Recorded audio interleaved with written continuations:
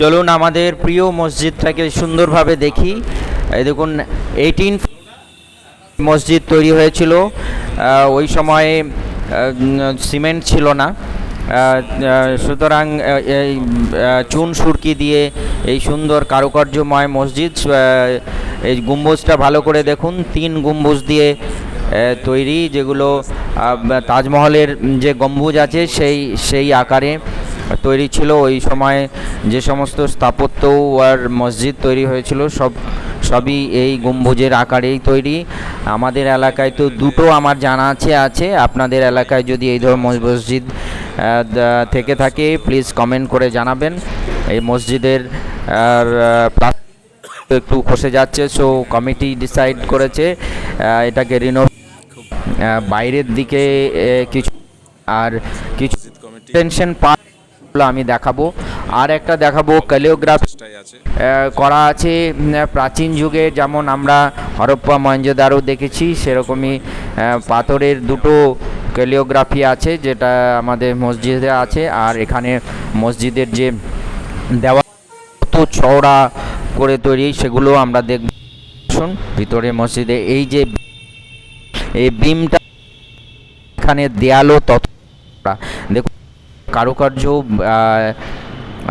আমাদের যে গম্বুজ আছে বাইরে থেকে তো দেখলেন, আর দেখুন কত উঁচু আর কত সুন্দর কারুকার্য করা, এক অপূর্ব নিদর্শন। অ্যান্ড ওই সময়ের কারুকার্য আরেকবার বলে রাখি, 1848 যখন মুঘল পিরিয়ড ছিল, ব্রিটিশ আর মুঘল পিরিয়ডের যে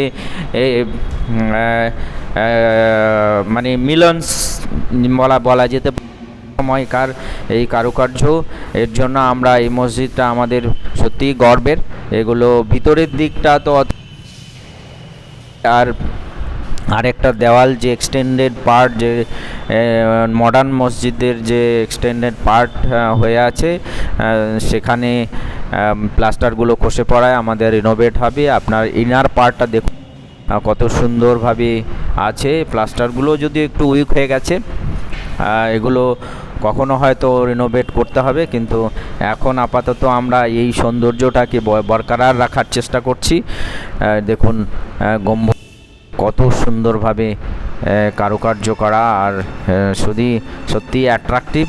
আমরা এই দেওয়ালটা কতটা দেখানোর চেষ্টা করছি, দেখুন কত দেওয়াল, কমসে কম 10 ফিট হবে, 10 ফিট মত চওড়া দেওয়াল। আর এই যে ক্যালিওগ্রাফি দেখুন, পাথর কোনো আমরা তো পড়তে পারছি না, কোরআনের আয়াত অবশ্যই লেখা, কিভাবে দুটো আছে মসজিদের ভিতরে, দুই সাইডে, এক রিসার্চ করার মতো। দেখুন চওড়া, ওয়াও, যতটা এইভাবে দেখছেন দরজার ওই দিকেও অতটাই চওড়া আছে। এই দেখুন আরেকটা, আরো ক্লোজ দেখানো যাক। দেখুন এগুলো পাথরের উপরে এই আয়াতগুলো লেখা, অপূর্ব। ধরুন বাইরে যে রিনোভেট হচ্ছে ওখানে এই দেখুন, এই যে এক্সটেন্ডেড পার্ট আছে ওটা আর সঙ্গে যেটা ম্যাচিং দেওয়ালটা একটু খারাপ হয়ে গেছিলো, এই যে চুন সুরকি দিয়ে এই বিম আর এই দেখুন ভিতরে কোনো সিমেন্ট ইউজ হয়নি, কিছু ক্রাক এসে গেছে। তো এখানে দেখুন কেমিক্যাল ট্রিটমেন্ট করা হচ্ছে, সিমেন্ট আর কেমিক্যাল মিক্স করে, তারপর সুন্দরভাবে এখানে টাইলস লাগানো হবে, সেটাই ডিসাইড, কেননা প্লাস্টার টিকছে না। সো এই কেমিক্যাল ট্রিটমেন্টের পরে টাইলস দিয়ে এটাকে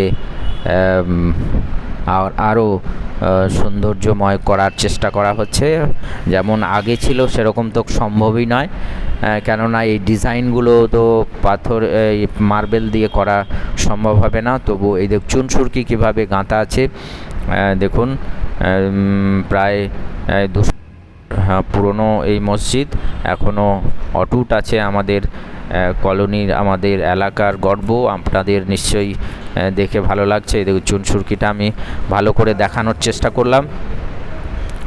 আপনার ভিডিও কেমন লাগছে অবশ্যই জানাবেন। Please subscribe my channel. আমি যেহেতু ব্লগ চ্যানেল, সো আমরা বিভিন্ন ভিডিও যেগুলো আমরা মনে হয় দেখানোর প্রয়োজন সেগুলো আমরা দেখাতে থাকি। আমাদের মসজিদটা আপনাদের কেমন লাগলো প্লিজ কমেন্ট। অ্যান্ড এই দেখুন ক্রাক ধরে গেছে, এটা হচ্ছে ডোরের উপর। Thank you.